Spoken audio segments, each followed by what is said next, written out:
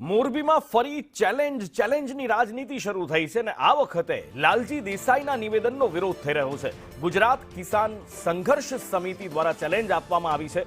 ડાયરાના કલાકારોને બમણા રૂપિયા આપવાની ચેલેન્જ આપવામાં આવી છે. કિસાન સંઘર્ષ સમિતિના મહેશ રાજકોટિયાએ પડકાર ફેંક્યો છે. બમણા રૂપિયા લો અને ગૌમાંસ ગૌચર વિશે બોલો, વીજપોલ વિશે બોલો અને ડાયરો કરીએ. સરકાર સામે બોલવા કલાકારોને આમંત્રણ આપવામાં આવ્યું છે. ભાજપના ઈશારે સ્ક્રિપ્ટ તૈયાર કરી કલાકારો બોલતા હોવાનો રાજકોટિયા દ્વારા આરોપ લગાવવામાં આવ્યો છે.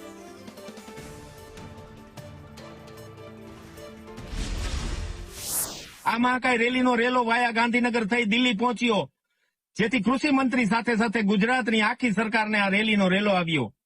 એટલે જ આ ખેડૂતોના મુદ્દાને ડાયવર્ટ કરવા કૃષિ મંત્રીઓના ગ્રુપ સર્કલમાં રહેલા કલાકાર મિત્રો, આપ જે સંસ્કારની વાત કરો છો ને, એ સંસ્કાર ભાજપે આપેલી સ્ક્રિપ્ટ છે જે આપ બોલો છો.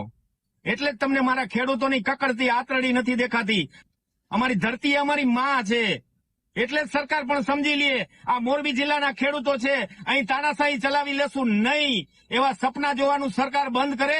ખેડૂતો માટે લડતા લડતા મોત પણ મહેશ રાજકોટિયાને મંજૂર છે, પણ જીવીશ ત્યાં સુધી અન્યાય તો નહીં જ થવા દઉં મારા ગુજરાતના ખેડૂતોને.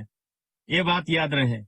ગઈકાલે કેટલાક કલાકારોએ કહ્યું કે અમને તો રૂપિયા આપે એમના અમે વખાણ કરીએ અને ગીત ગાઈએ.